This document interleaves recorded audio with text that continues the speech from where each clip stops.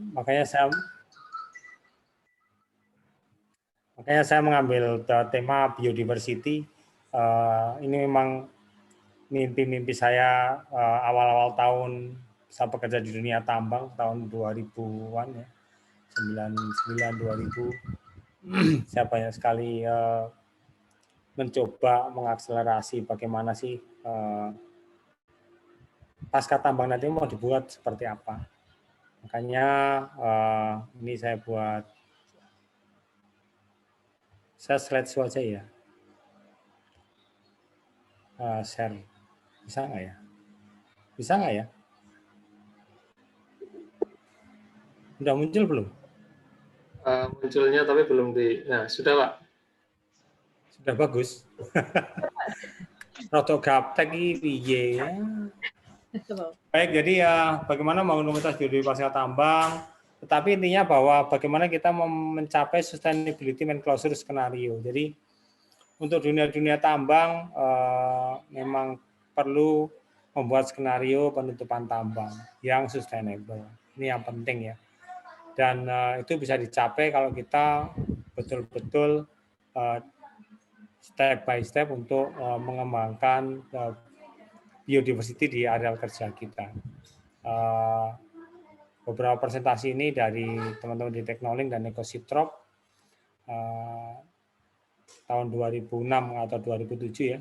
Saya berdiskusi dengan beberapa tim think tanknya Ecositrop sampai sekarang saya masih berdiskusi dengan teman-teman semuanya di sana. Makanya sekarang saya mungkin akan banyak aktif nanti di Teknolink dan Ecositrop walaupun 20 tahun saya berkecimpung di dunia tambang ya, baik dari environmental maupun di safety-nya. Mungkin beberapa hari yang lalu, tepatnya tanggal 30-an ya, saya resign dari PT Batu Tua Tembagaraya karena satu dan lain hal, terutama untuk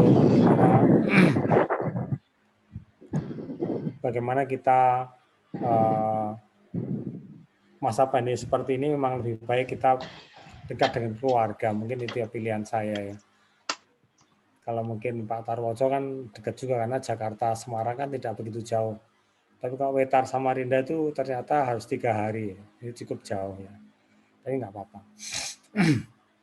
Nah, saya sedikit memperkenalkan Teknolink dan Ecositrop. Mungkin beberapa rekan sudah sangat kenal, terutama di Kalimantan Timur ya, terkait dengan Teknolink atau Ecositrop. Ini adalah program bergerak ya.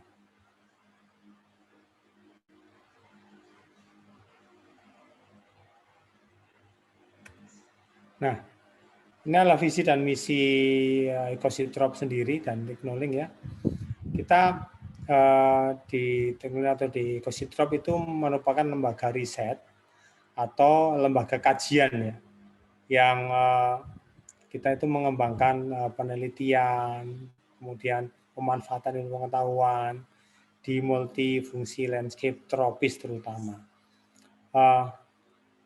Saya teringat sekali ketika saya bekerja di beberapa tempat yang lain, kita berusaha bekerja sama dengan universitas.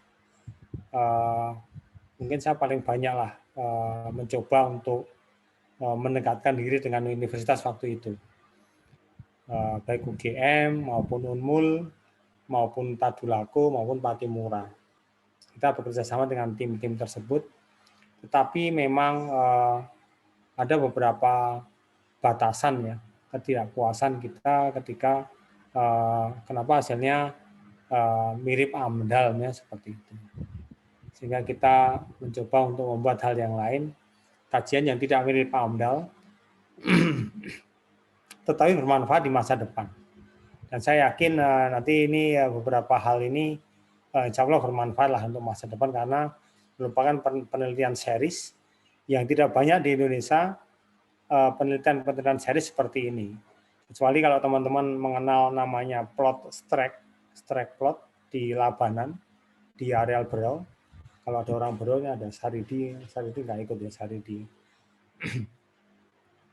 Itu ada plot strike dan dia series ya. Jadi diteliti series sampai saat ini. Itu cukup bagus datanya. dan bisa menjadi acuan untuk pengambilan kebijakan. Nah, tapi sekali lagi bahwa pengambil kebijakan kadang-kadang tidak pernah ke plot strike.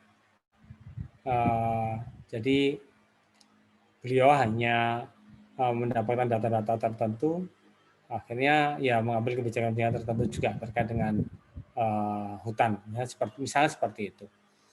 Makanya sedikit banyak saya mencoba untuk bagaimana kalau kita melakukan invensi ya, pengetahuan yang dapat mendorong inovasi ya, dan mereka meningkatkan terutama kualitas ekosistem tropis, ini yang penting ya. Dan ada beberapa terobosan, ada beberapa pembaruan pengetahuan, terutama di pasca tambang dan kajian-kajian tertentu untuk main closure itu sendiri, yang sustainable, ini yang penting.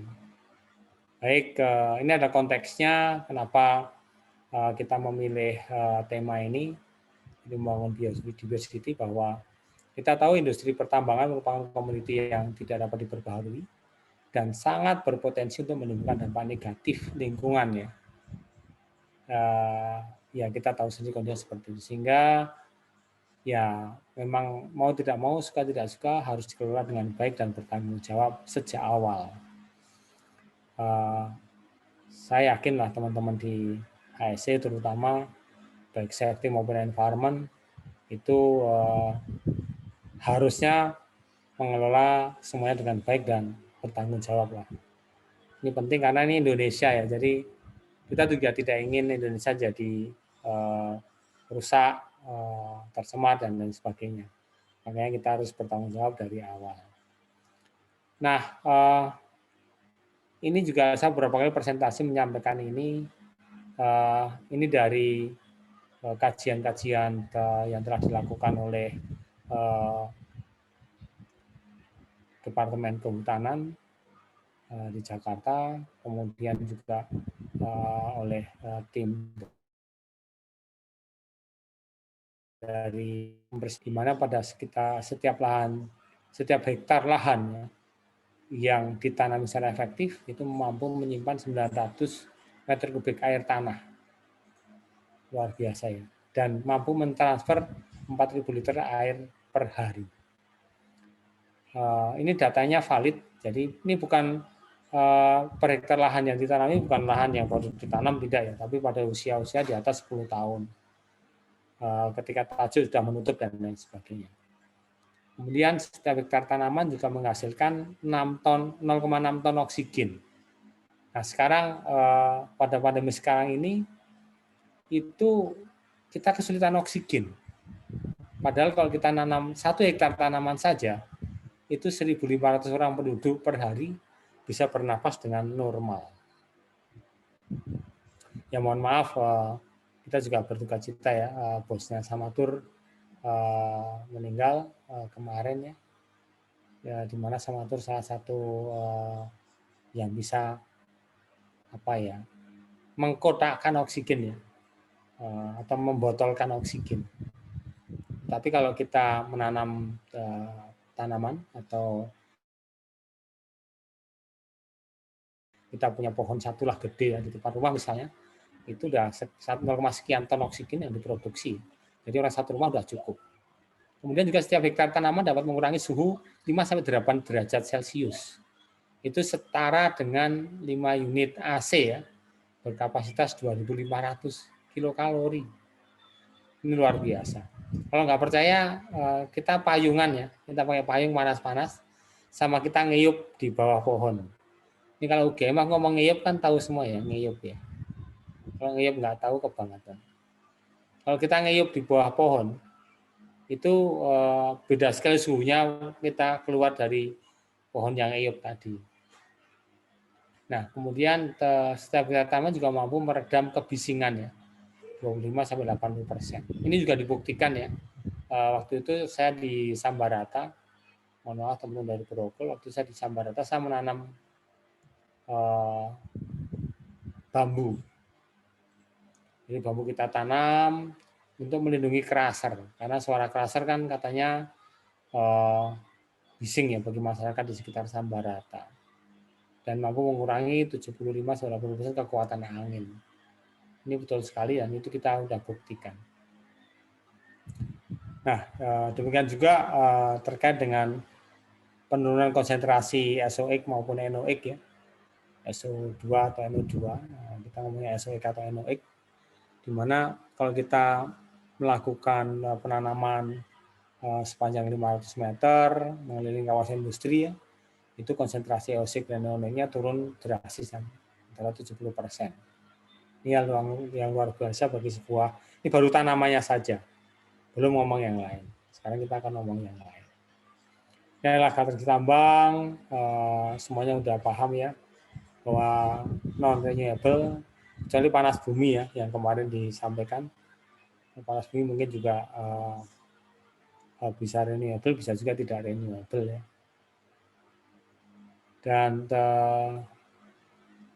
penambangan atau pengelolaan itu mengekstrak mineral ya, dan membuang tiling yang sangat besar.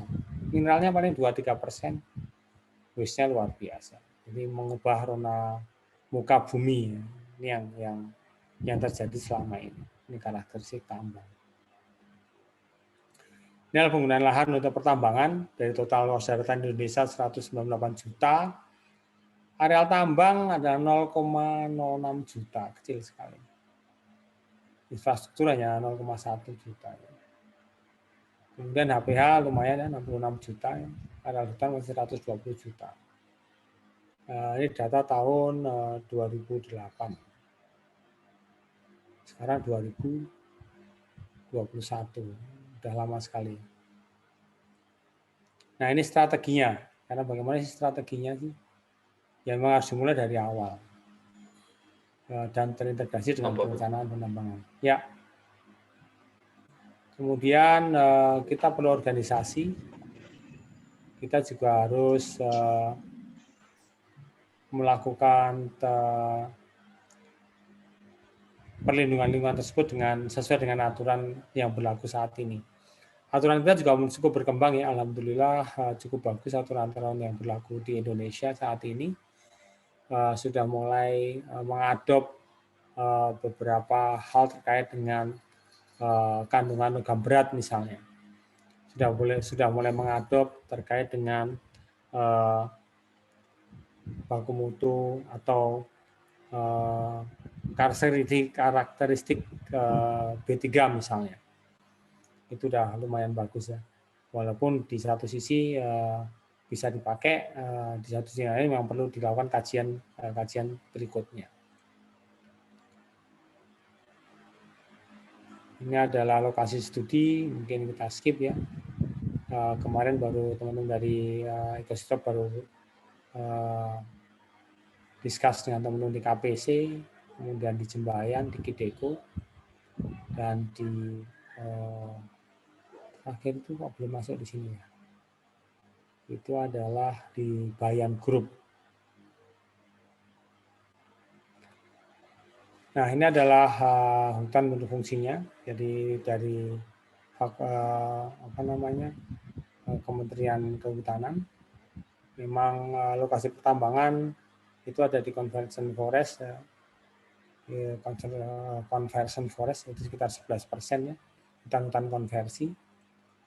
Tapi juga ada di hutan lindung dan hutan produksi. Dan memang kalau di hutan produksi cukup banyak, makanya ada namanya pinjam pakai kawasan hutan. Tapi kalau di daerah hutan lindung, ya biasanya underground mining ya, bukan open pit mining. Kemudian bagaimana fungsi restorasi, mungkin nanti kita lihat berikutnya. Ini prinsip dasarnya. Nah ini mungkin yang penting seperti ini. Apa sih yang kita lakukan? Bagaimana rehabilitasi dan restorasi ekosistem itu berjalan? Di kita terkenal di dunia tambang ya, itu kalau kita tim environmental biasanya melakukan reklamasi. Tapi kalau di orang-orang kehutanan melakukan pengkayaan hutan itu namanya reboisasi. Nah, kemudian kalau ada rekan-rekan kita yang lain, petani dan lain sebagainya di area penggunaan lain, melakukan penanaman pohon namanya penghijauan. Tetapi semuanya kalau di nomenklatur bahasa Indonesia namanya rehabilitasi. Ada rehabilitasi narkoba pun bisa direhabilitasi. Harusnya namanya rehabilitasi hutan ya seperti itu. Tetapi kalau kita ngomong rehabilitasi di dunia tambang, ya itu adalah reboisasi, reklamasi atau penghijauan. Tapi kalau di dunia tambang khusus ya, itu adalah reklamasi. Kita mereklaim kembali areal-areal yang sudah kita rusak atau sudah kita ubah multi landscape-nya. Nah, ini adalah kerangka kerja reklamasi kita dari Indonesia Heritage kita, yayasan kita. Itu ada beberapa hal terkait dengan kerangka kerja kita. Jadi kalau kita ingin membangun biodiversitas, ya tidak cukup hanya melakukan reklamasi, ya tidak cukup ternyata. Tapi kita memang harus melakukan nature conservation. Jadi ya harus ada hutannya yang harus kita ambil bibitnya misalnya seperti itu. Jangan bibitnya malah impor misalnya seperti itu ya. Kemudian juga ada namanya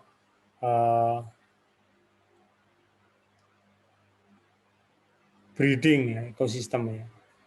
Jadi memang tidak mudah melakukan kerangka kerja reklamasi yang jelimet seperti ini. Saya juga masih bingung ya. Tapi ini harus kita lakukan. Kalau kita melakukan tadi ngomong reklamasi lahannya belum siap atau lahannya mengandung asam, kayak asam tambang, itu juga tidak akan berhasil, kerangka kerja ini tidak akan berhasil. Reklamasi juga tidak akan berhasil. Jadi memang semuanya harus betul-betul dicapai satu demi satu ya, step by step, dan ini memang perlu support dari organisasi yang besar. Kalau teman-teman dari environmental tidak disupport oleh tim mining, nggak bisa bekerja apa-apa. Wisdomnya misalnya, drainasenya tidak sesuai atau kurang bagus, atau kemudian masih mengandung asam karena proses enkapsulasinya tidak sesuai, jadinya juga tidak terjadi tanaman yang bagus dan tidak memunculkan ekosistem baru sehingga biodiversity pasca tambang kita juga tidak terbentuk. Nah, ini yang harus kita pahami bersama-sama ya. Dari nature conservation, kemudian environmental function and capacity restoration, kemudian wastewater and emission management, community engagement, ya ini juga penting ya. Saya pernah melakukan rehabilitasi das, karena kita ada areal pinjam pakai, tapi karena community engagement-nya partisipasinya rendah, sehingga bagi mereka ngapain nih ditanam A, B, C dan lain sebagainya. Mending dibakar, kemudian tanam padi lagi. Itu terjadi. Sehingga dana yang besar untuk melakukan pengkayaan ya di areal-areal das kita gagal. Nah, juga di dalamnya ada decommissioning plan, kemudian sustainability atau sustainable livelihood dan job opportunity ya di dalamnya. Karena tidak mungkin orang Enviro bekerja sendirian seperti itu. Jadi harus ada hal-hal yang memang perlu kita detailkan kembali. Dan ini adalah strategi revegetasinya. Bagaimana terjadi integrated rehabilitation and restoration. Itu ada riset and development yang penting ya. Kita harus ada beberapa kali riset tanaman apa yang cocok. Kalau di dunia kehutanan namanya uji provenan misalnya seperti itu ya. Untuk sekarang yang ngapain kita uji provenan terlalu lambat. Ya, kita mending discuss dengan tim-tim yang sudah berhasil untuk melakukan rehabilitasi di areal kita. Bagaimana sih tekniknya, areal yang sudah berhasil dilakukan seperti apa, dari persiapan lahannya, kemudian penebaran soilnya dan seterusnya ya, sampai monitoringnya, sampai pembangunan bendungannya misalnya yang sering dilakukan Pak Kris ya, Pak Kris Pranoto, luar biasa ya. Ada beberapa bendungan yang dibangun sehingga semua air dialirkan ke sana dan itu menarik sekali. Tanamannya bisa dilakukan investment yang luar biasa. Kemudian juga dengan kita melakukan inventarisasi biodiversity itu yang penting ya. Jadi teman-teman dari Kositrop dan Teknonik melakukan inventarisasi biodiversity dengan detail sejak tahun 2007-2008 ya, yang sudah kita kerjakan dari awal. Dan kerangka ini atau strategi ini sudah mulai kita kembangkan satu persatu. Memang tidak semuanya bisa kita lingkupi ya, tapi dari strategi ini kita ingin bahwa kita mampu loh mengcapture ekosistem yang baru, walaupun tidak sama dengan ekosistem yang lama, tetapi keanekaragaman hayati atau biodiversitas areal tersebut mencukupi untuk menjadi rantai makanan misalnya seperti itu. Dan ini memang sedikit demi sedikit datanya kita kumpulkan untuk menyusun ini semuanya, strategi revitalisasi kita ini semuanya. Ini tadi yang kita sampaikan ya. Ini presentasi ini juga sudah disampaikan di KPC waktu itu. Bagaimana kita melakukan rehabilitasi, perlindungan, pengamanan, dan seterusnya. Ini masih prinsip dasar. Kemudian apa sih yang bisa membentuk fungsi ekosistem? Jadi fungsi ekosistem sendiri bisa kita bentuk ketika ada perbaikan atau ada pengembalian vegetasi, ada perbaikan dan pengembalian flora, fauna, mamalia, kemudian burung dan lain sebagainya, maupun itu ikan. Itu di dalam restorasi itu sendiri yang tadi kita sampaikan. Tetapi juga bagaimana kita melakukan pelestarian, pelindungan, dan pemanfaatan dengan baik. Jadi kalau kita potong sedikit misalnya, kita tidak melakukan pelestarian tanaman misalnya, jadi fungsi ekosistem akan hilang. Contohnya adalah ketika dulu, mungkin tahun 90-an, di Samarinda, kemudian ke Sangatta sampai ke Berau, itu banyak sekali pohon madu, pohon banggris ya. Dan orang kehutanan melarang ditebang, pohon banggris dilarang ditebang. Akhirnya pohon banggris juga mati. Dan tidak ada madu yang bersarang di situ. Karena apa? Areal di sekitarnya juga ditebang. Hanya satu pohon banggris saja yang tidak boleh ditebang. Karena kebijakannya dari Jakarta melarang pohon banggris ditebang, akhirnya pohon banggris tidak tebang, harapannya ada madunya, tetapi ya madunya juga hilang. Dan pohon banggris akhirnya mati sia-sia.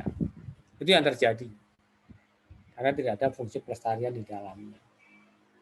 Tidak ada fungsi perlindungan, dan tidak ada fungsi pemanfaatan yang detail. Sehingga fungsi ekosistem berubah drastis. Sekarang madu di dalam kotak-kotak ya. Jadi kalau dulu kan orang nyari madu ya harus manjat pohon banggris yang tingginya sampai 60-an meter ya. Tapi sekarang semua madu ada di kotak. Sudah berbeda ya. Dan kalau kita menyederhanakan ya, ini lebih sederhananya lagi ya, bahwa kalau kita ngomong spesies atau individu ya, individu ya satu individu, dua individu dan seterusnya. Tapi kalau kita ngomong populasi, ya individunya lebih dari satu. Biasanya ada satu ekor monyet, satu ekor burung menjadi beberapa ekor monyet dan beberapa ekor burung. Itu namanya populasi. Individu ya satu biji. Dan berita di televisi beberapa waktu yang lalu ya, ada orang hutan yang kesasar misalnya, atau ada beruk yang kesasar di pemukiman. harusnya juga mereka tidak kesasar ya. Mereka pengen jalan-jalan juga ya. Mungkin nonton TV atau mau dengerin radio mungkin ya. Beru atau orangutan yang menyasar ke pemukiman. Tapi itu biasanya satu individu biasa. Kalau satu populasi datang ke pemukiman ya biasanya arealnya terganggu, arealnya rusak, atau kita memang sengaja merusak habitatnya ya, sehingga mereka datang kembali ke kampung atau ke pemukiman. Kemudian kalau kita integrasikan dari beberapa individu spesies tadi, itu menjadi komunitas. Sama seperti kita komunitas HSC ya. Itu bukan satu individu ya, bukan satu perusahaan juga. Dari banyak perusahaan, dari banyak sektor, dari banyak fakultas, akhirnya kita membuat sebuah komunitas. Ya seperti itu. Dan ketika komunitas itu berinteraksi, itu namanya ekosistem, membentuk sebuah rantai makanan. Jadi ketika terbentuk ekosistem, terbentuk rantai makanan, itu harapannya biodiversity kita mulai terbentuk. Biodiversity-nya mulai berfungsi kembali. Berfungsi kembali itu artinya ya bisa bermanfaat bagi individu atau spesies atau populasi atau komunitas yang ada di dalamnya. Jadi itu yang penting ya bagi sebuah ekosistem. Sama seperti kita kalau kita membentuk ekosistem HSC ya, komunitas HSC yang nanti membentuk ekosistem artinya kita bisa bekerja sama satu dengan yang lain.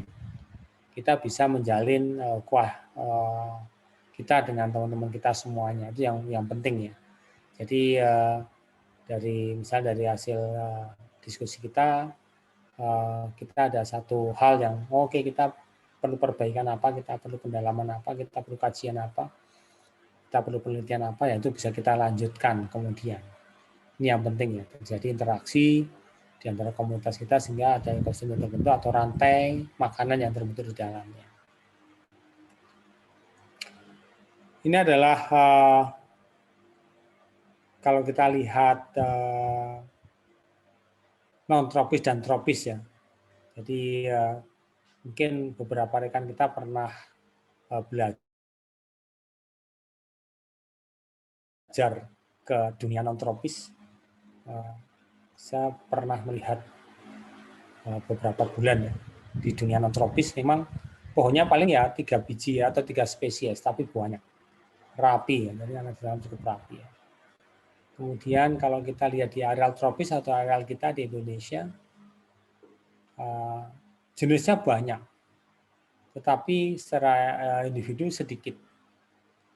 Ya paling kalau ulin 1 biji 2 biji, kapur 1 biji 2 biji gitu, seperti itu ya. Bangkira 1 biji 2 biji, bangkira 1 biji 2 biji dan seterusnya.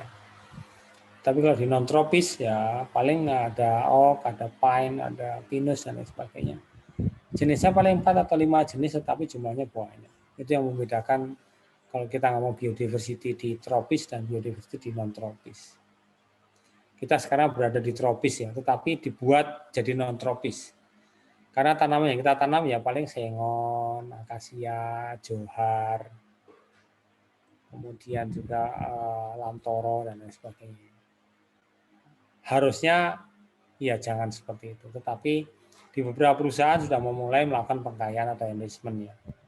Sudah bagus sekali melakukan reboisasi dengan menanam tanaman-tanaman lokal berdaur panjang, mengembalikan misalnya meranti-merantian, karpase dan lain sebagainya, kemudian jamu-jamuan, anakardiase di dalamnya. Dan ini penting ya. Jadi untuk teman-teman di dunia tambang, ya tidak salah kita menanam tanaman sejenis ya di satu areal yang cukup luas. Tapi alangkah baiknya kita bisa menanam jenis-jenis yang lain yang merupakan tanaman lokal yang bisa tumbuh dengan cepat. Banyak sih tanaman lokal yang bisa tumbuh dengan cepat, seperti balsa misalnya, itu tumbuh juga cepat.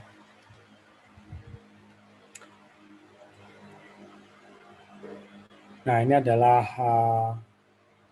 kalau di kawasan reklamasi ya, jumlah keanekaragaman hayatinya kecil ya, karena ya nanamnya ya sengon lagi, akasia lagi, johar lagi. Seperti itu. Sekarang udah mulai ada tanaman jabon, dan adalah tanaman-tanaman yang lain. Nah, ini penting ya. Kalau di hutan primer memang yang tadi kita sampaikan di areal tropis, hutannya masih primer atau sekunder tua atau sekunder muda, itu spesiesnya sangat banyak walaupun jumlahnya sedikit. Tapi ya kawasan rehabilitasi muda atau reklamasi tambang, ya jenisnya bisa dihitung dengan jari. Tapi sudah mulai teman-teman semuanya di dunia tambang yang besar ya, kayak Grokul, kemudian KPC, kemudian Kideko, Adaro, itu sudah mulai melakukan penanaman lokal pada areal-arealnya. Dan jangan salah, jadi ada tambang juga di sekitar kita, yaitu Jembayan Muara Baran, ex-nya Pak Tarwoco, itu sudah mempunyai arboretum yang cukup bagus. Jadi sudah ditanam tanaman lokal yang berdaur panjang ya. Dan itu hal yang sangat luar biasa untuk di dunia tambang. Itu menjadi acuan nantinya, saya yakin akan jadi acuan nantinya untuk kriteria keberhasilan penutupan tambang. Mungkin ada beberapa perusahaan yang mulai melakukan penutupan tambang. Nah, ini hal yang penting ya. Ketika kita memiliki kajian biodiversity study yang detail.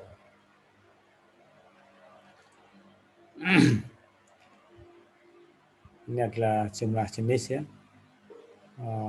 Keterangannya sama seperti yang tadi, yang di kawasan reklamasi itu lebih sedikit.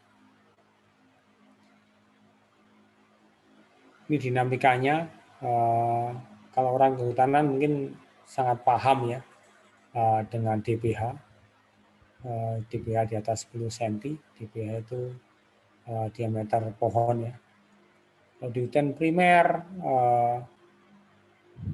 diameter di atas 10 cm itu ya sedikit, karena yang banyak ya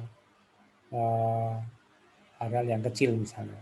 Tapi kalau di hutan sekunder yang diameter di atas 10 cm ya banyak.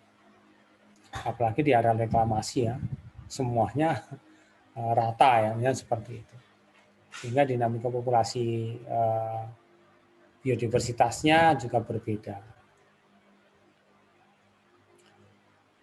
Ini di hutan sekunder ya. Jadi ini data memang kita ambil lebih dari 13 tahun, sehingga data ini data series, sehingga kita bisa meyakinkan bahwa di areal-areal kerja kita itu memang kalau areal reklamasi, seperti tadi kita sampaikan, kawasan reklamasi itu memang spesiesnya rendah atau biodiversitasnya rendah, tetapi jumlahnya sangat banyak. Sehingga nanti akan kita lihat sebarannya seperti ini. Ini adalah sebaran mengapa kita bisa meyakinkan bahwa kalau kita melakukan pelestarian hutan di sekitar kita, yakinlah bahwa area reklamasi kita akan terjadi in growth, ya, bahasa kehutanan gitu ya, terjadi in growth. Ada tanaman-tanaman kehutanan yang tumbuh sendiri di area-area reklamasi. Tetapi itu tidak cukup. Harusnya juga kita tetap melakukan pengkayaannya. Ini adalah areal hutan yang warnanya hijau. Ini areal reklamasi, dan ini areal tambang yang void misalnya ya. Berbeda ketika areal tambang jauh dari hutan. Jadi proses pemulihan ekosistemnya mungkin akan berbeda. Jadi adalah set spesifik ya, areal-areal yang sekitarnya masih hutan, seperti Indeksim ya, punya Pak Tarwoco saat ini, adalah masih berhutan sekitarnya.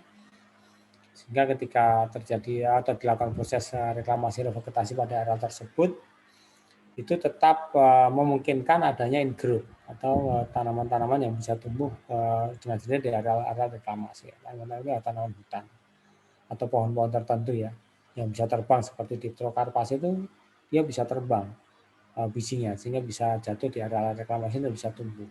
Atau ketika kita bisa melakukan pengkayaan tanaman-tanaman tertentu yang mengundang burung bisa bermain di area-area vegetasi kita, itu juga memungkinkan terjadi ingrowth atau pertumbuhan tanaman sehingga terjadi pengkayaan secara alamiah.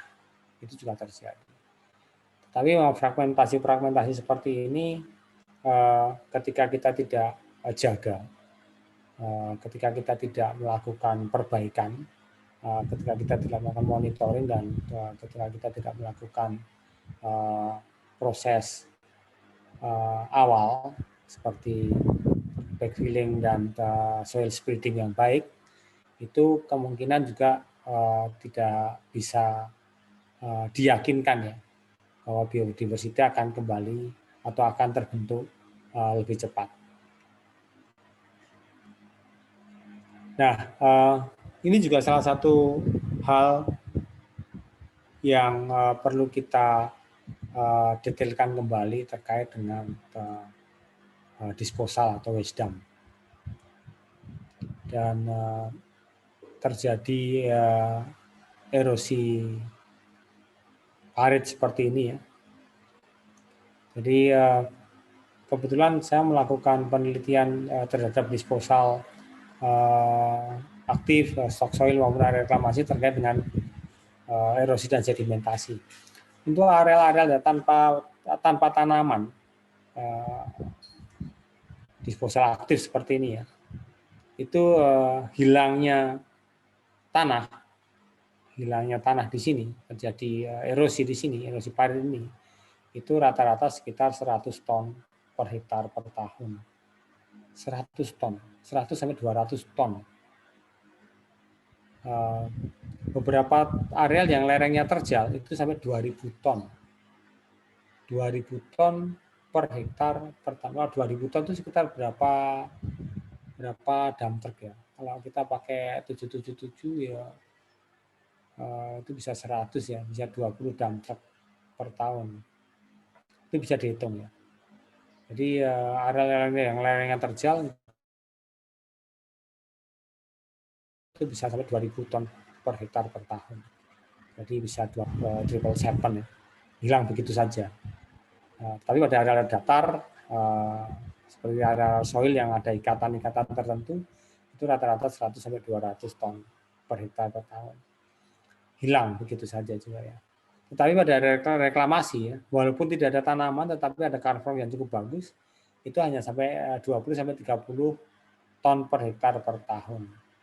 Tetapi ketika terjadi ikatan, ada vegetasi dan lain sebagainya, itu juga rata-rata bisa lebih rendah dari 20 ton per hektar per tahun. Tapi jangan salah, areal hutan primer, jadi areal hutan primer itu rata-rata terjadi erosi dan sedimentasi, itu juga rata-rata antara 80-an ton per hektar per tahun areal hutan primer, terutama daerah yang terjal. Tapi mengapa hutan primer bisa lebih cepat recovery? Karena guguran daun dan lain sebagainya lebih cepat membusuk ya di area di bawah lantai hutannya, sehingga masih cukup bagus untuk bisa kita jadikan humus dan lain sebagainya, tidak cepat hilang. Cuman untuk area disposal ya yang terbuka, yang lerengnya terjal, ya kita harus lebih hati-hati karena rata-rata sampai 2000 ton per hektar. Kemudian ketika kita melakukan reklamasi di areal-areal tambang, nah ini yang kita lihat ya, kalau jenis yang kita tanam banyak misalnya, jenis alaminya juga tumbuh dengan sendirinya cukup banyak. Yang kita sebut tadi namanya ingrowth ya, tumbuh dengan sendirinya, apalagi area dekat dengan hutan. Ini yang terjadi di areal kita. Ini riset kita sekitar 10 tahun yang lalu. Ini keanekaragaman tumbuhan kita ya. Salah satunya adalah ada namanya daun ambalat ya. Pneumoclea excelsa ya.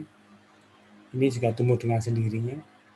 Kemudian ficus itu juga karet-karetan ya, atau beringin ya, itu juga tumbuh dengan sendirinya. Juga beberapa tanaman yang lain. Ini adalah tanaman bawah yang cukup banyak juga tumbuh dengan sendiri, karena kita nggak mungkin lah nanam tanaman bawah. Kalau cover crop yang kita tanam paling ya oro misalnya, CP, CM, PJ dan ya, Pelargonium, Brevia javanica seperti itu. Itu yang kita tanam, tapi ada tanaman-tanaman yang lain tumbuh dengan sendirinya. Itulah tanaman-tanaman bawah di areal-areal reklamasi tambang kita. Kemudian ini adalah mamalia ya. Mamalia ini kita lakukan riset dari tahun 2007 ya. Yang pertama dulu di areal Jembayan, di areal Mahakam, di areal Tambang Damai, baru naik ke atas sampai ke areal KPC ya untuk melakukan riset tentang orangutan. Memang terjadi hal yang cukup bagus bahwa kita memang perlu melakukan rescue orangutan pada area tertentu misalnya. Atau memang kita memang harus membuat kawasan tertentu untuk rescue orangutan. Mungkin kita balik hal yang sama seperti itu. Tapi kalau kita kembangkan kembali ya di areal HTI misalnya, kalau di pasca tambang terlalu kecil ya. Kalau kita ngomong masalah mamalia terlalu kecil. Tapi kalau kita ngomong landscape yang luas seperti HTI dan sawit, keberadaan orangutan sangat mengganggu karena bisa merusak atau memakan, merusak ya, orangutan yang butuh makan juga. Satu orangutan bisa memakan kambium 10-20 pohon akasia atau sengon misalnya. Kemudian juga bisa memakan 5-10 kelapa sawit misalnya seperti itu.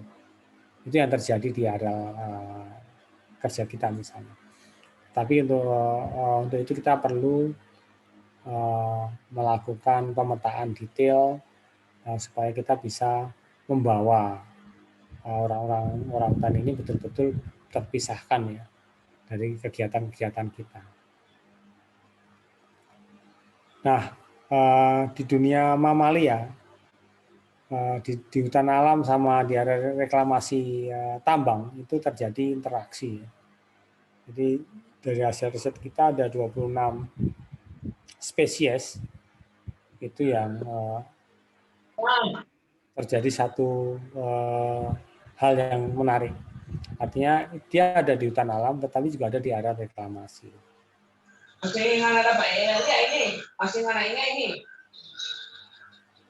Tetapi saya juga baru melihat ada lutung kelabu ya di area reklamasi. Saya juga kaget ya dari hasil kamera trap atau hasil temuan teman-teman ekositrop. Ada lutung kelabu di area reklamasi, ini yang langka. Saya baru ketemu juga ya, makanya saya minta teman-teman untuk dikembangkan untuk membuat film tentang lutung kelabu karena ini penting. Biasanya lutung kelabu hanya ada di hutan alam, jarang sekali dia bergerak di area reklamasi. Kalau orangutan biasa, lutung merah juga biasa berjalan-jalan di area reklamasi. Kemudian juga ada beberapa mamalia di area reklamasi yang sebenarnya tidak ada di hutan alam. Salah satunya juga tikus ya. Jadi ada tikus besar. Nah, dia hanya ada di area reklamasi. Waktu saya di Brokul waktu itu kita temukan banyak sekali tikus. Kalau banyak tikus ya banyak ular ya. Ini ada cerita yang cukup menarik waktu itu ya. Jadi waktu itu kita diminta untuk melakukan kajian. Nah, ada satu areal yang tidak boleh ditanami cover crop. Nah, waktu itu tahun 2003 kalau nggak salah. Saya bingung, makanya saya lakukan riset kalau tidak ada cover crop, berapa sih tanah yang hilang? Itu ya dari awal tahun 2000 seperti itu. Akhirnya ternyata banyak sekali tanaman yang hilang dan tanaman yang kita tanam pun ya tidak subur-subur amat. Akhirnya kita lakukan kajian, dua-duanya kita kaji, baik cover crop-nya, pertumbuhan tanamannya maupun erosi dan lain sebagainya. Dan setahun kemudian baru kita tunjukkan hasilnya bahwa ketika kita tanam cover crop keunggulan cukup banyak. Memang kita harus melakukan weeding ya, atau weeding itu apa ya? Kalau di kehutanan kan piringan ya, jadi membersihkan cover crop supaya tidak melilit pohon. Jadi itu yang kita lakukan, ada tambahan pekerjaan, tetapi erosi terkendali dan tanaman juga cukup bagus. Dan banyak ular, karena banyak tikus di situ. Padahal di hutan alam nggak ada tikus, misalnya seperti itu. Kemudian kalau kita lihat strata kita ya, di arboreal itu di atas ya, di terestrial itu di areal bawah, banyak sekali ya monyet ekor panjang, beruk.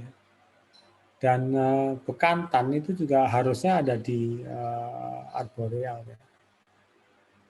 Tapi saya juga dapat data ya dari teman-teman di Ekositrop kemarin ketika ke lapangan, di area reklamasi ada bekantan yang bermain-main di terestrial. Itu hal yang luar biasa. Jadi areal pasca tambang pun itu menjadi the new ekologi atau ekologi baru. Harapannya nanti ketika betul-betul kita lakukan proses penclosure, kita bisa menyajikan data-data seperti ini, bahwa sudah mulai kembalinya ekosistem walaupun tidak sesuai dengan kajian-kajian kita selama ini. Misalnya juga perubahan perilaku arboreal ke terestrial dan lain sebagainya. Itu yang terjadi di area kerja kita. Nah, ini juga banyak sekali ya mamalia atau primata di area kerja kita, di area tambang yang sudah kita lakukan reklamasi dan vegetasi. Kemudian kelompok burung. Jadi ada beberapa burung kita yang kita tangkap. Ini kita tangkap dan kita terbangkan kembali ya.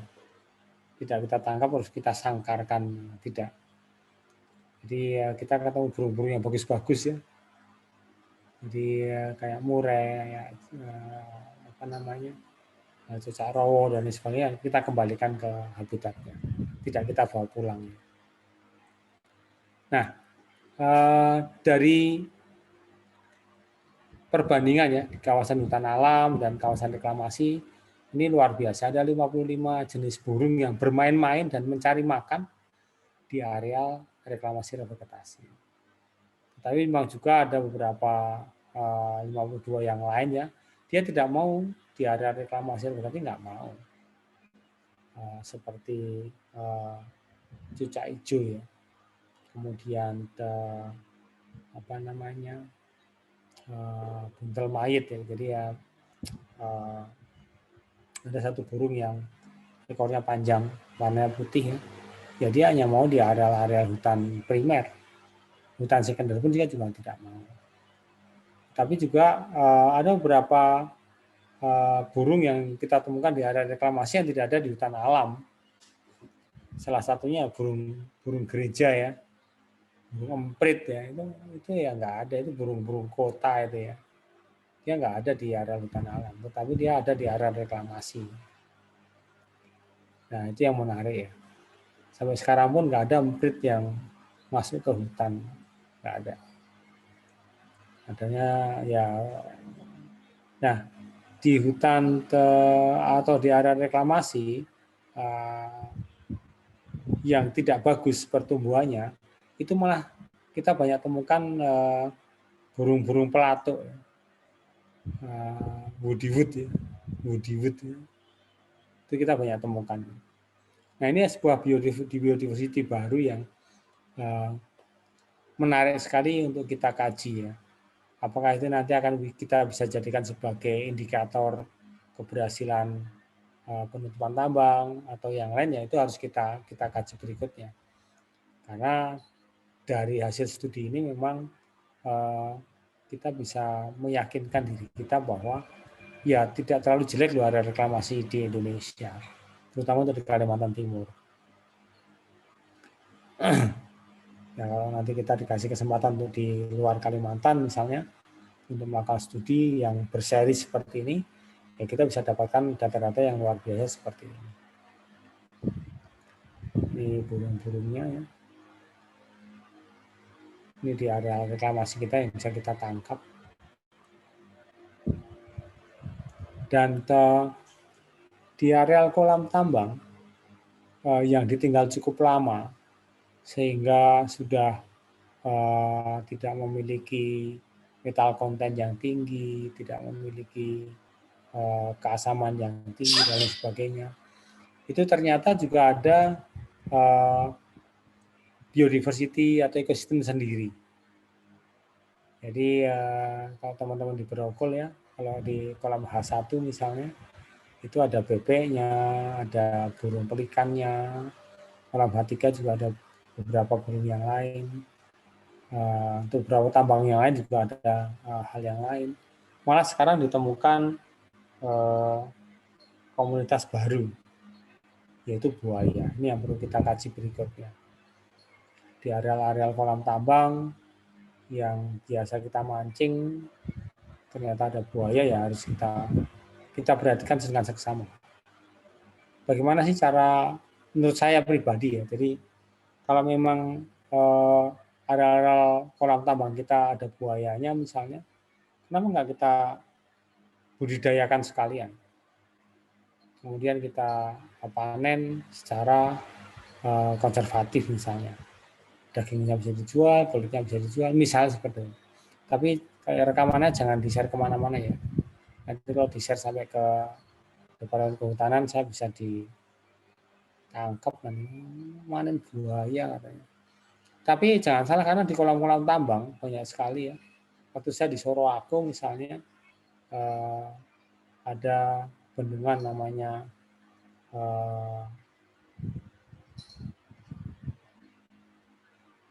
ada Larona, ada Balamano, ada Karibu. Waktu itu ada Karibu masih dibangun ya. Saya di sana Karibu masih dibangun. Ada namanya Balambano. Bendungan Balambano itu banyak buayanya ternyata. Padahal buayanya dari Tauti sana jauh. Dari Mahalona, dari Danau Mahalona. Tapi dia bisa jalan-jalan sampai bendungan Balambano yang jaraknya bisa sampai 30-an kilo. Itu terjadi, dan saya mau ngambil sampel air juga nggak jadi, ada buaya. Dan di area void kita di Kalimantan Timur yang memang endemik buaya ada di situ, itu terjadi, ada ternyata. Nah, itu harus kita petakan. Nah, nanti memang perlu ada kebijakan baru ya, baik di Kementerian Kehutanan atau di kementerian-kementerian yang lain, bagaimana kita bisa mengoptimalkan kolam tambang kita untuk betul safe ya. Karena sesuai dengan amanat undang-undang, sesuai dengan amanat Kemen 78, Kenabu dan lain sebagainya, kolam tambang yang kita tinggalkan harus aman. Aman itu bisa aktif manusia aman ada di situ, kemudian terjadi tingkat keamanan yang tinggi ya. Nanti apa daya ada isu yang lain ya, ketika ada pemancing atau ada masyarakat digigit buaya di areal kolam tambang, itu akan malah terjadi hal yang sangat heboh. Nah, dari awal harus kita kawal supaya kita bisa melakukan kajian detail ya, biodiversity kolam tambang. Jadi bukan hanya seawater monitoring saja, air laut dan geodatar laut yang kita monitor, juga kolam-kolam tambang harus kita monitor. Ikannya apa saja dan apakah ada yang aneh-aneh ada di situ. Aneh itu berarti ya buaya ya, itu yang penting.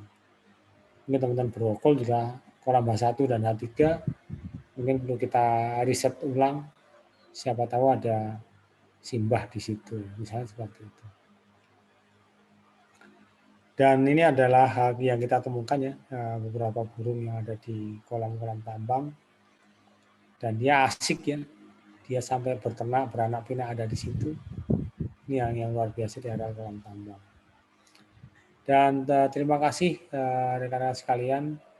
Memang kita harus fokus dalam menyusun ekosistem biodiversity pasca tambang dengan membangun dan mempertahankan keragaman biodiversity untuk meningkatkan fungsi ekosistem tadi, di mana kita sebagai orang tambang berupaya untuk mengurangi emisi terutamanya. Kalau kita nanam pohon tadi kan emisinya akan berkurang, dan memperbaiki lingkungan terkait dengan tambang kita yang melakukan pembukaan lahan areal kehutanan. Baik, terima kasih. Lestari hutanku ya, hijaulah tambangku. Terima kasih, saya kembalikan ke Mbak Belinda. Terima kasih Mbak Belinda. Terima kasih Pak Burlian. Ini pengetahuan baru nih buat saya sih terutamanya nih. Masalah buaya-buaya itu sebetulnya buaya ada di mana aja sih Pak? Termasuk saya penjinaknya mungkin. Oke, Pak Burlian, ini kita masuk ke sesi tanya jawab ya setelah ini ya. Jadi ada nih Pak pertanyaan dari Mbak Yuyun. Ini terkait keberadaan burung-burung migran. Apakah ada yang mengamati keberadaan burung-burung migran, terutama kelompok burung air di area void? Ratusan void yang tersebar di Kalimantan mungkin mempengaruhi pola migrasi burung-burung air yang biasa bermigrasi, gitu Pak. Jadi pertanyaannya, apakah ada yang mengamati keberadaan burung-burung migran, terutama kelompok burung air di area void nih Pak? Gitu. Langsung dijawab, Ra?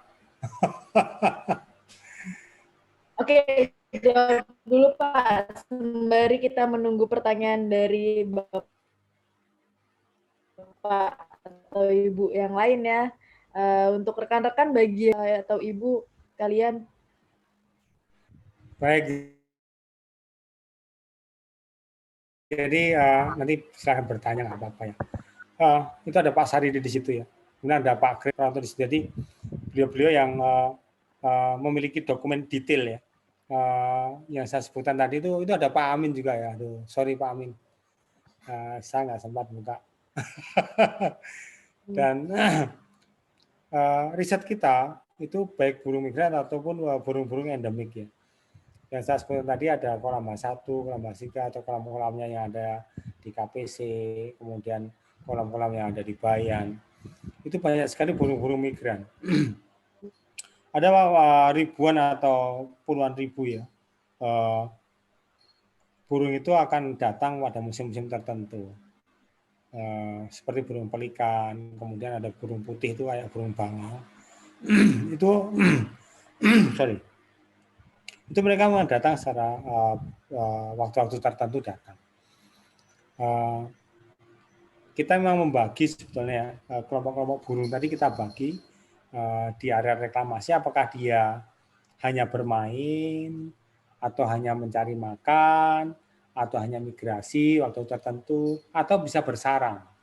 Nah, itu yang kita lakukan riset di beberapa area reklamasi dan vegetasi kita. Jadi burung-burung migran pada musim-musim tertentu ya itu memang ada. Jadi ada burung pelikan, kemudian burung putih itu saya lupa yang moncongnya panjang. Ada bangau putih ya yang agak besar. Kemudian ada satu lagi yang sering menjadi santapan. Aduh, itu yang saya juga ngeri ya. Kalau kita berjalan dari Samarinda ke Bontang, itu ada satu warung yang menjual burung itu digoreng ya. Karena migran itu ribuan ya datang, ribuan. Dan dia asik. Tetapi memang kolam-kolam tambang tertentu ya yang betul-betul diajak bermain oleh burung-burung tadi. Saya ingat sekali ketika di Afrika waktu itu ya, di Sadiola Mine, ada tambang emas di Sadiola sana. Itu ada satu pond di tengah hutan, tetapi tidak boleh ada burung pun datang ke situ, sehingga ada 4 orang yang menjaga. Kalau ada burung mendekat, area tersebut ditembak dia.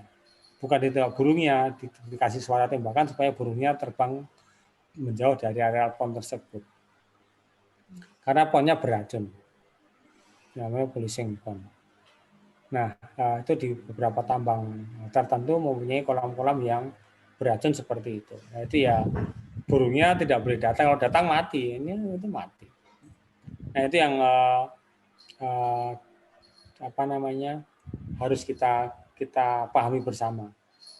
Jadi harapannya nanti ketika kita memiliki kolam-kolam beracun, terutama untuk tambang-tambang pengolahan mineral dengan full circulation ya, karena misalnya pH-nya rendah atau misalnya kandungan sulfatnya tinggi, kandungan bisnya tinggi, sehingga kalau burung datang dan minum di situ ya mati.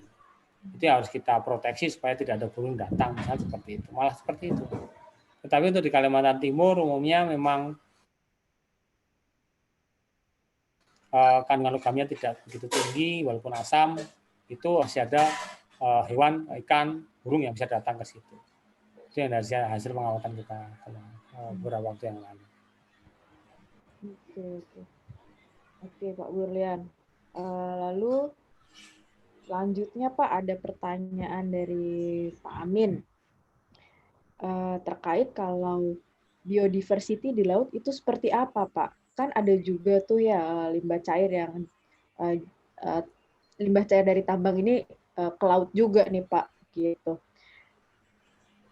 Itu kira-kira seperti apa, Pak Burlian? Ya, sebetulnya kalau saya ngomong ke Pak Amin bisa jawab sendiri kok. Itu ngetes namanya. Pak Amin ngetes. Baik, nanti Pak Amin akan kalau memungkinkan nanti tolong mana nih Haruno. Haruno, itu Pak Amin nanti bisa apa namanya? Jadwalkan ya Pak ya. Jadwalkan. Iya, baru join. Saya juga sudah tiap hari meeting sama beliau baru tahu kalau senior kehutanan jurusannya sama lagi. Aduh, oh, biasa. sungkem harusnya. Ya. Tetangga lagi di Kulon Progo. Alah. Saya sama ya, jadi untuk seawater monitoring itu memang sangat perlu ya untuk kita kaji berikutnya. Mungkin nanti Pak Kris Pranoto juga harusnya bisa menjawab juga ini ya terkait dengan biodiversity laut ya. Itu kita lakukan ketika saya di BTR ya, Batu Tua di tempatnya Pak Amin sekarang itu saya lakukan monitoring laut, biodiversity laut kita monitoring, baik itu karangnya, kemudian hewan-hewan lautnya ya, kita bandingkan dengan hasil rona awal. Tapi memang tidak signifikan karena tidak dilakukan kajian detail ya. Walaupun waktu itu kita udah menggandeng universitas, tapi memang ternyata jenis karangnya pun ketika kita minta tidak sedetail yang kita inginkan. Karena saya suka sekali dengan komunitas laut ya. Jadi saya waktu itu melakukan penyelaman, kemudian melakukan beberapa foto-foto karang dan lain sebagainya, kemudian kita cocokkan dengan buku-bukunya, tetapi ternyata terlalu sedikit ya. Saya foto paling 20 ya, ternyata jenis karang itu ada 2000-an. Nggak cocok menurut saya. Memang harus lebih detail kembali. Dan apakah tiling di laut mengganggu karang ya? Karang itu hidup ya, bukan hanya ikan. Ikan bisa jalan-jalan, kalau karang kan nggak bisa jalan-jalan. Itu saya belum dapat clue-nya atau belum dapat kajian detailnya hal seperti itu. Tapi saya yakin ketika kita melakukan tiling di laut dengan kedalaman di atas 150 meter misalnya, Apalagi di beberapa tambang emas ya, itu di sampai 700 meter ya. Gangguan-gangguan seperti itu akan sangat rendah. Saya melakukan penyelaman 30 meter saja, itu udah kayak ditekan, kayak apa ya. Jadi beda sekali ya. Ditekan, kita seperti ditekan yang luar biasa. Makanya penyelam-penyelam ketika terlalu banyak menghirup nitrogen, itu juga akan terjadi dekompresi. Dan saya yakin ketika tailing itu ada di areal tertentu ya, di bawah 150 meter atau lebih dalam lagi, itu tidak akan mengganggu karang. Karena karang juga hidupnya paling ya di 30 sampai 40 meter. Di bawah itu saya tidak tahu karena saya belum sampai ke sana ya. Jadi level penyelaman saya masih di level 15 sampai 20 meter. Nggak berani sedalam lagi, nggak berani ternyata. Mentalnya memang belum teruji untuk ke sana. Mungkin nanti Pak Amin tolong bisa dikaji ulang biodiversitas laut di Wetar misalnya gitu.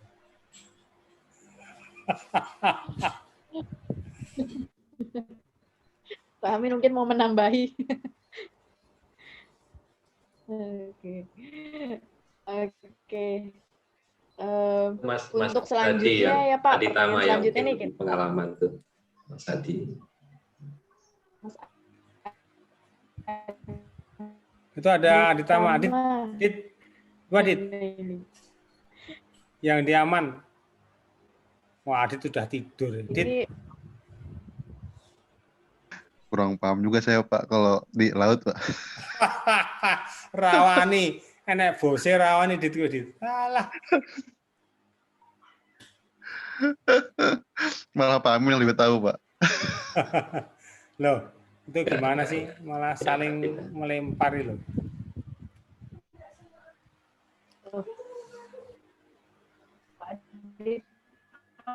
Ini ada nanya nih Pak Burlian terkait standar biaya untuk kegiatan pasca tambang menuju biodiversity yang bagus, misalnya RPHA seperti itu Pak.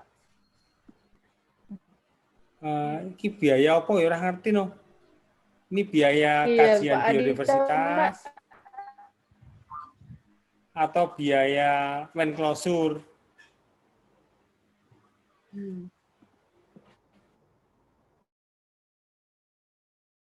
Ya kajiannya mungkin Pak ya. Oke. Jadi kalau untuk kajian-kajian biodiversity itu kalau untuk terestrial, arboreal dan sebagainya itu memang berbeda ya. Jadi baseline study itu bisa semuanya. Jadi ada flora dan fauna, yaitu yang kalau awalnya cukup mahal. Tapi ketika fase keduanya monitoring dan konservasinya itu mungkin agak menurun ya. Karena kajiannya tidak sebesar kajian awal biodiversity. Tapi saya yakin kalau di tempatnya Mas Adit kan udah ada biodiversity baseline study.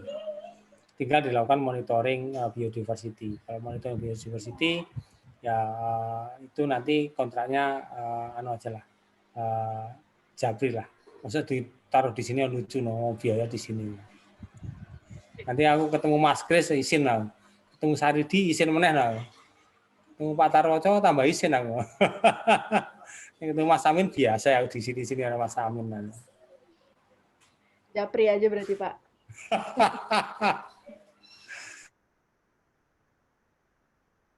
Nanti bisa Japri. Saya biasa kerjasama dengan Pak Tarwoco.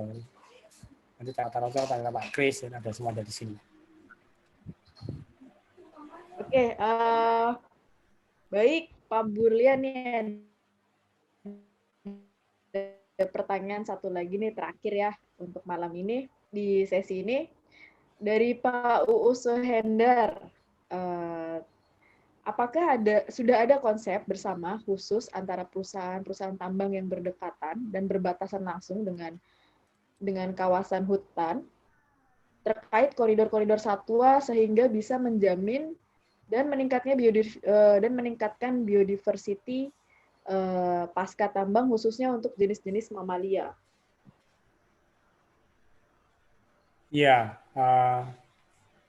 2 hari atau 3 hari yang lalu saya ikut mendengarkan ya webinar terkait dengan hal yang sama, tapi bukan di areal tambang, tapi di areal sawit. Jadi ada areal sawit yang banyak ya, sawit A, sawit B, sawit C, dan seterusnya.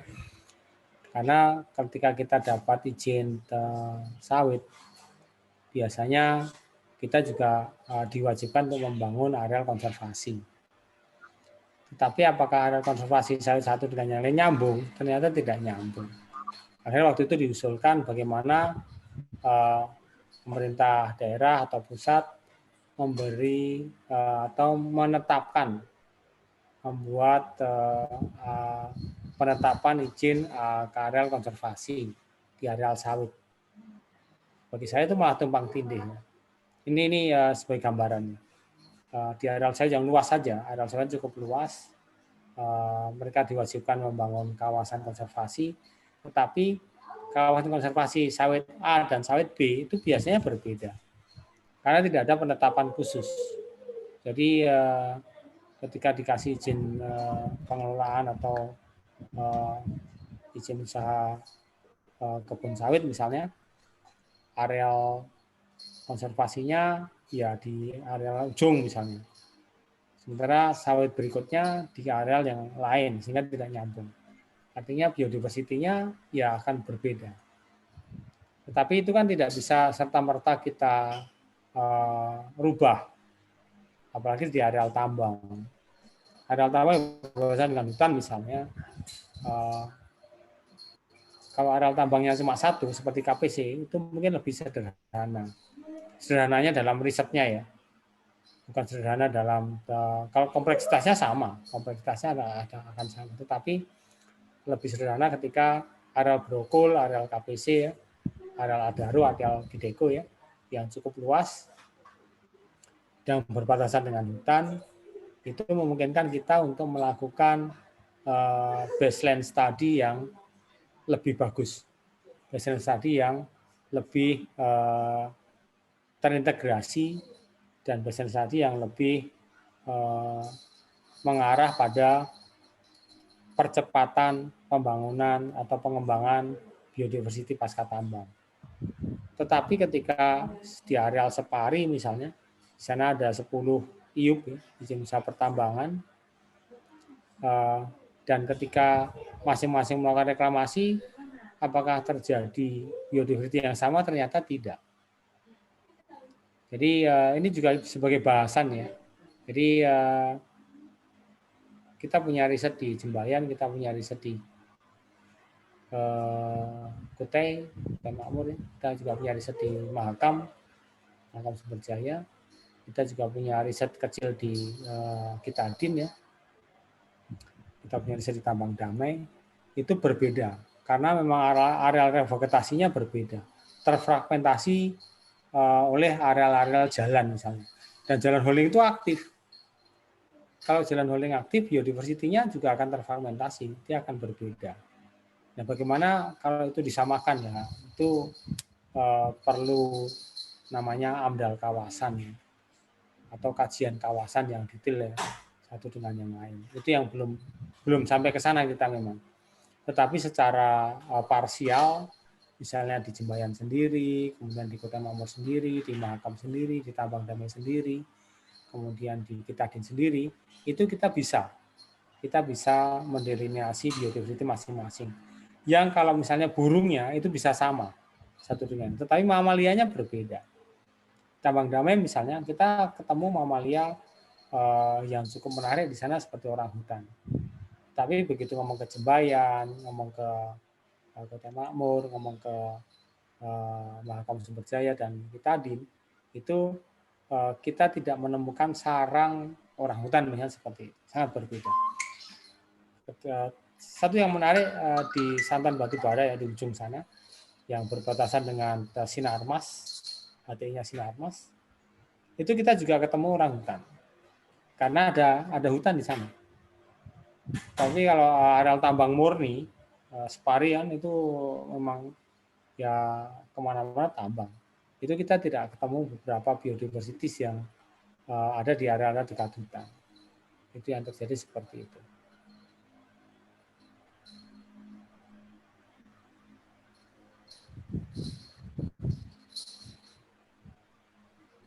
Ini Mas Tamin tak takoni malah dia udah live.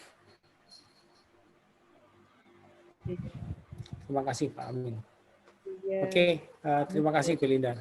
Oke, Pak Burlian dan rekan-rekan Bapak Ibu sekalian, tadi merupakan pertanyaan terakhir ya. Mungkin kalau masih ada pertanyaan lainnya bisa dijawab via chat aja ya, tanya jawabnya ya. Karena mengingat waktu juga sudah cukup larut ya Pak di Wita ya. Besok nih saya kuli juga Pak masih. Itu Pak Tarloso mau nanya Mbak Belinda. Boleh enggak? Saya sih mau sharing aja. Tadi dari aspek boleh. Dari aspek boleh. kan bagus sekali Pak Burlian menyampaikan studi-studinya ya. Tapi kita ini kan kerja di perusahaan nih. Nah, saya mau sharing gimana kita menyampaikan ke manajemen bahwa ada kewajiban kita juga untuk melakukan konservasi biodiversity. Nah, dari pengalaman saya, mungkin teman-teman yang lain yang kerja di ASC juga bisa menjadikan acuan juga. Jadi pertama, memang kalau kita lihat di aturan itu kan sebenarnya tidak ada itu untuk pertambangan itu. Kalau kita lihat di Permen 1827 itu memang tidak ada menyebut biodiversity ya. Tetapi kita bisa masuk melalui AFC standar. Jadi kalau perusahaan-perusahaan kita itu mempunyai pendanaan dari luar, biasanya mereka akan memakai AFC standar. Nah, salah satunya itu adalah diminta untuk membuat biodiversity action plan. Nah, jadi kita ngerti nih apa yang supaya program-program kita itu nanti bisa berhasil itu kayak apa gitu. Jadi sebelum kita melakukan, kita harus punya action plan dulu. Ya dasarnya pasti dari kondisi aktual ya, studi baseline ini Pak Bob dan timnya ini ahlinya.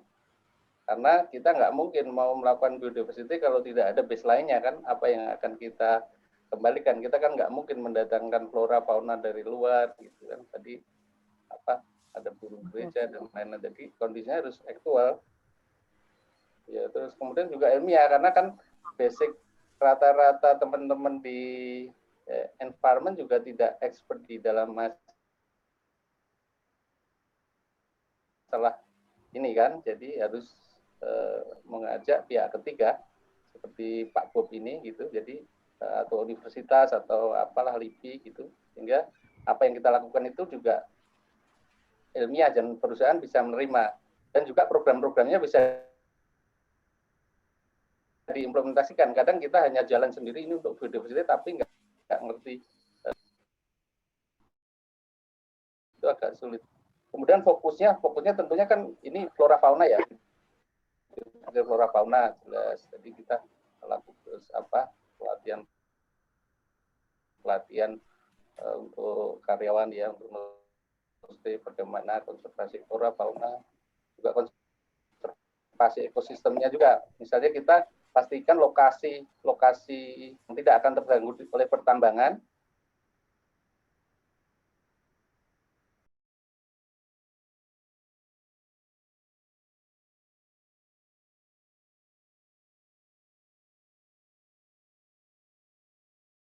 Ekosistem, dan nanti ketika sudah, dan juga di pengalaman saya juga peningkatan kapasitas sumber daya manusia itu juga sangat penting. Misalnya katakanlah hal yang paling kecil, sosialisasi dari baseline aja itu tidak semua melakukan, karyawan juga, apalagi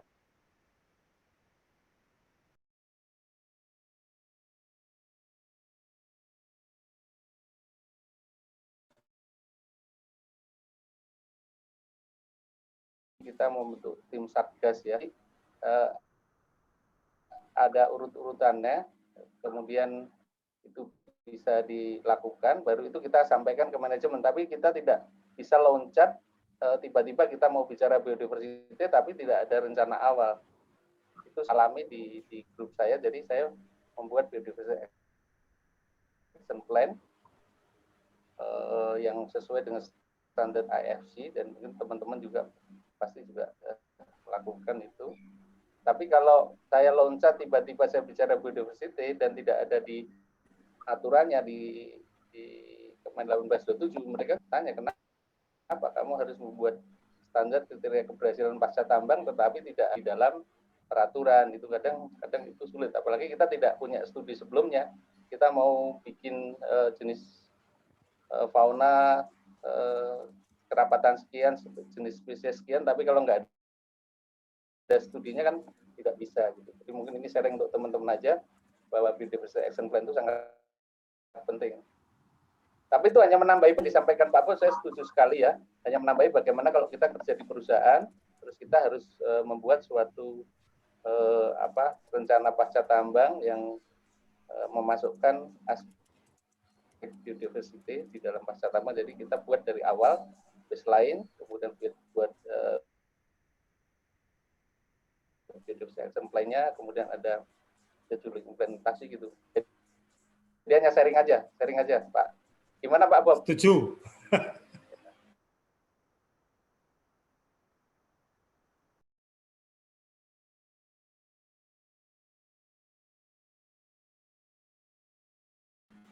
Dari Pak Tarwoco barusan ini merupakan akhir ya dari diskusi kita atau sharing knowledge kita malam ini ya. Semoga ini bisa bermanfaat buat teman-teman atau rekan-rekan sekalian ya di kemudian hari, karena menurut saya juga ini pengetahuan baru nih buat Pak Burlian. Terima kasih banyak, dan semoga HSE Kagama nih berkelanjutan nih bikin acara sharing session kayak gini ya gitu. Oke, sebelum berakhir ada baiknya kameranya dibuka dulu ya, kita foto bersama ya biar jadi kenang-kenangan nih. Oke, Pak Eka sudah buka, Pak Gayu, Pak Hendrik, Pak David, Rijal, Pak Fajar, apa lagi ya? Mungkin bisa di... Itu ada Prof. Marlon.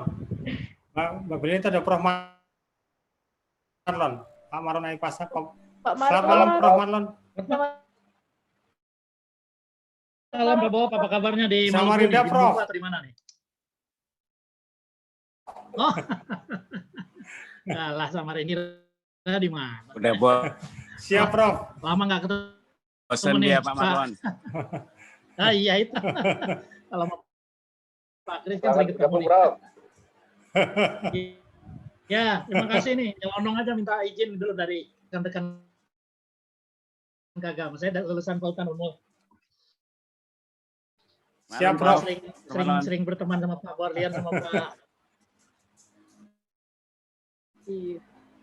teman-teman di Kris, tambang dengan Pak Kris.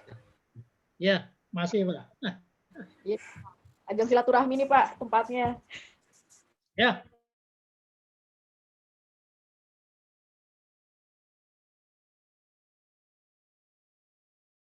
Kameranya bisa dibuka. Oke, mungkin masih banyak yang malu-malu nih ya. Atau sudah pakai baju tidur kah? Pak Burlian nggak ada. Masa orang ono, Mas? Mas Oto ada nih Pak Oto, saya ada tuh. Itu nih nggak ada Pak Burlian. Pak Oto ada Pak. Oke. Hanya juga ya. Untuk Bapak-Bapak sekalian, Pak kita... Burlian nggak nampak. Pak Burlian nge-freeze. Kalau di aku nge-freeze nih Pak Burlian. Mungkin di teman-teman yang lain. Bentar, saya hilangkan anunya aja.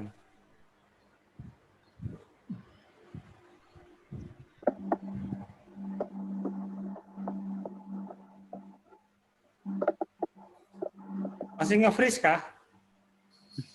Masih Pak. Nge-freeze-nya ngantuk lagi nih. Aduh.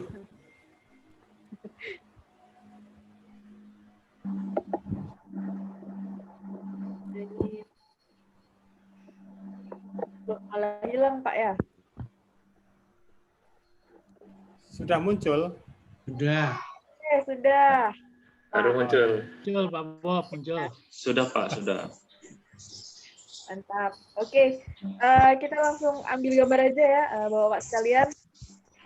Silakan Mbak Belinda. Oke, 1, 2, 3. Lagi.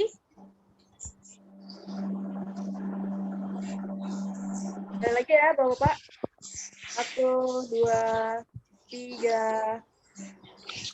Oke. Sip. Oke, Bapak-Bapak sekalian. Terima kasih semuanya. Ya, Terima kasih Prof. Marlon. Terima kasih Prof. Terima kasih semuanya. Ya, terima kasih Mas Kris. Terima kasih Pak Bob. Terima kasih Pak Bob. Terima kasih Pak Bob. Pak Bob. Pak Tarwoco, makasih Pak Tarwoco.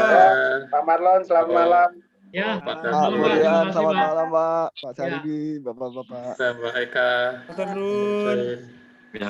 Assalamualaikum. Terima kasih. Waalaikumsalam warahmatullahi wabarakatuh. Sampai ketemu di IC Talk berikutnya. Insya Allah nanti di pekan depan masih ada sharing lagi Bapak-Bapak, rekan-rekan sekalian, dan Mbak-Mbak atau Ibu-Ibu. Rencana di pekan depan akan ada sharing dari, mana ini, saya lupa cek, ada dari Pak Eri Mustafa, rencana nanti ada dulu ex-HR Divisi Adaro Indonesia, terkait materinya growth mindset and soft skill dunia kerja. Dari beliau di psikologi UGM ya, cuma beliau di memberi materi dari komunitas Kagama Human Capital. Nanti bersama Pak Amin Hussein, ini masih ada nggak Mas Amin Hussein tadi ya? Nanti beliau akan support kita untuk konekkan dengan rekan-rekan HR.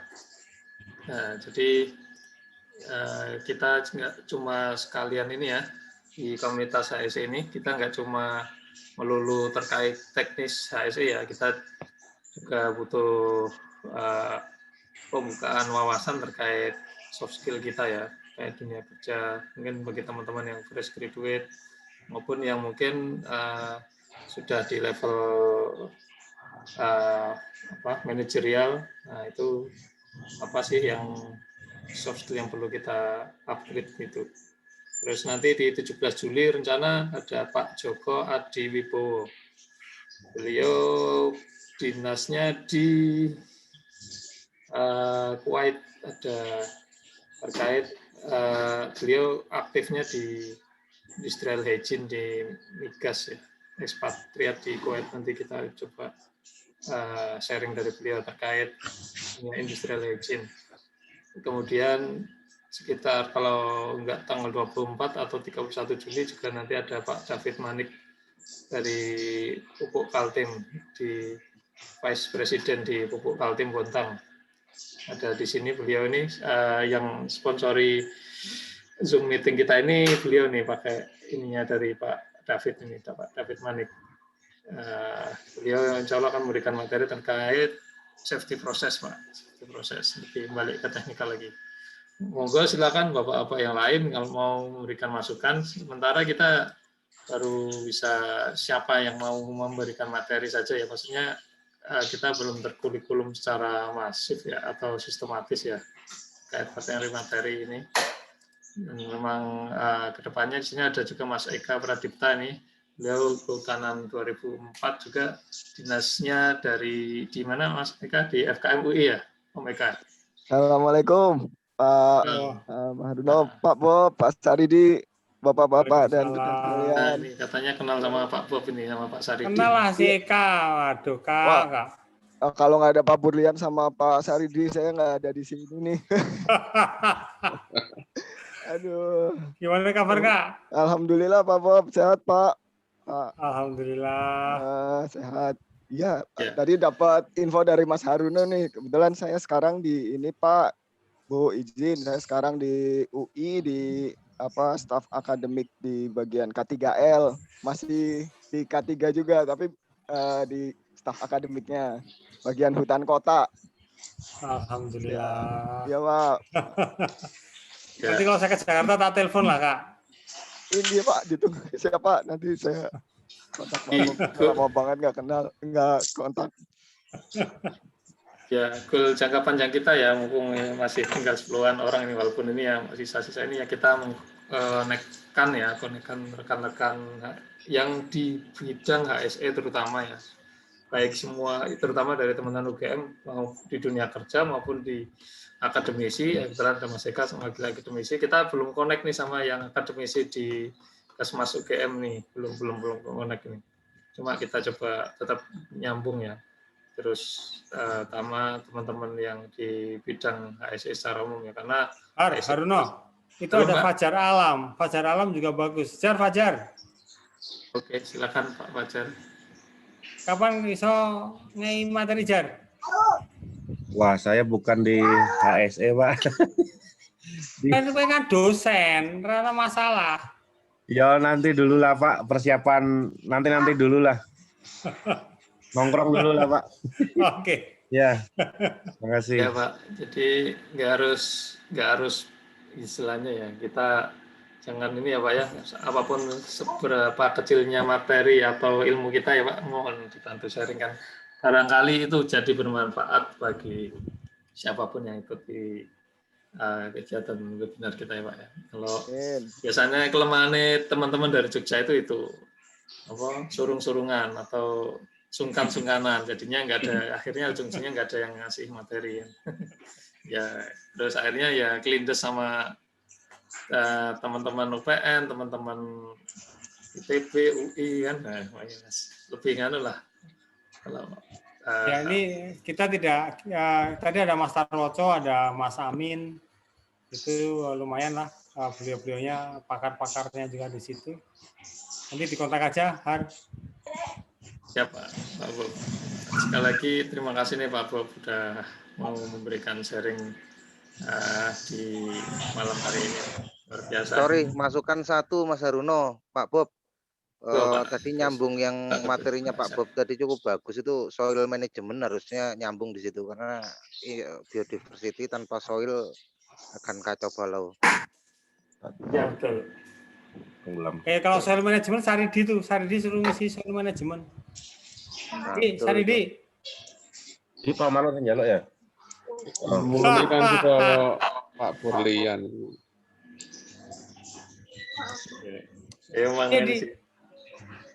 Saridi wae, Saridi. Reklamasi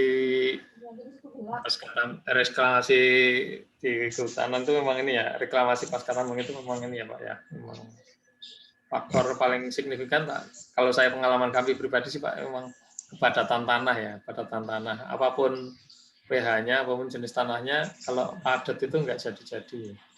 Pak, kalau yang pH-nya rendah itu aja masih bisa teratasi dengan chemical atau apa ya, apa istilahnya.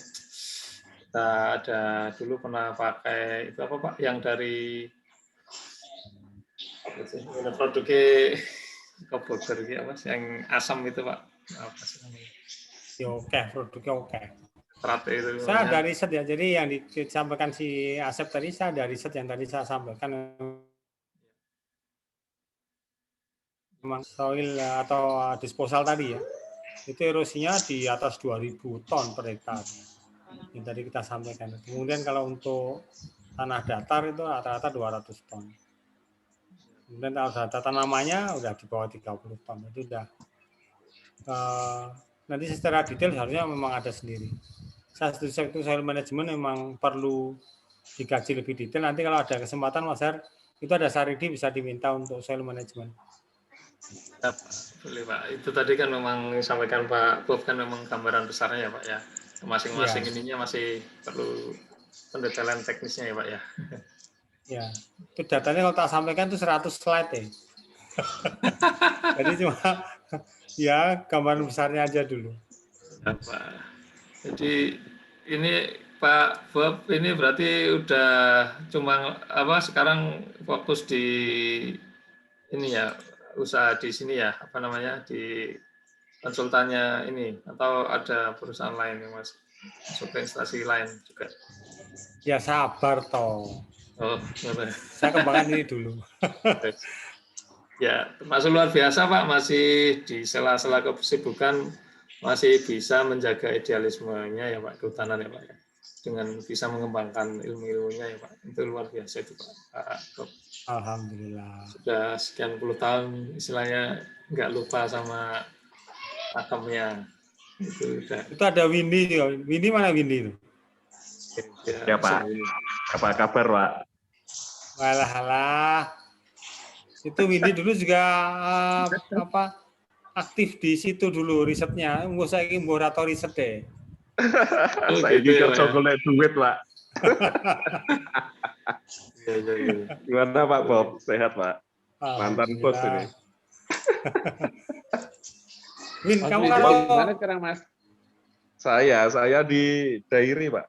Dairi Prima Pak. Mineral, tambang mineral.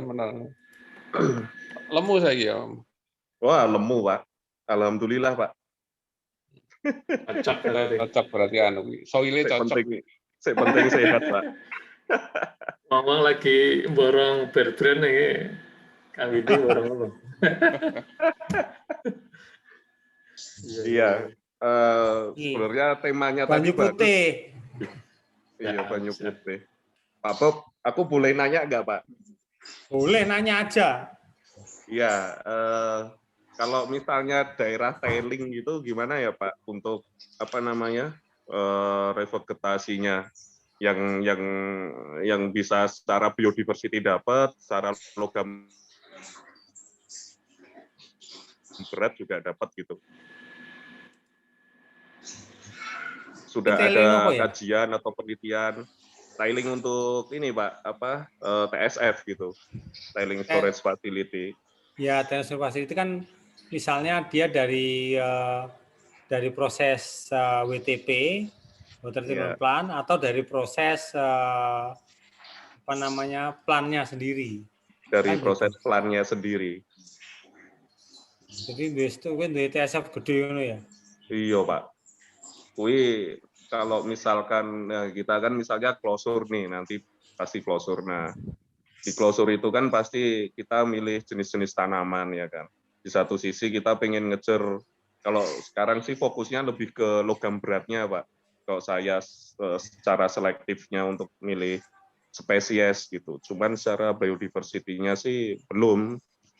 Karena kita ngejar logam berat yang terabsorb dulu ya kan.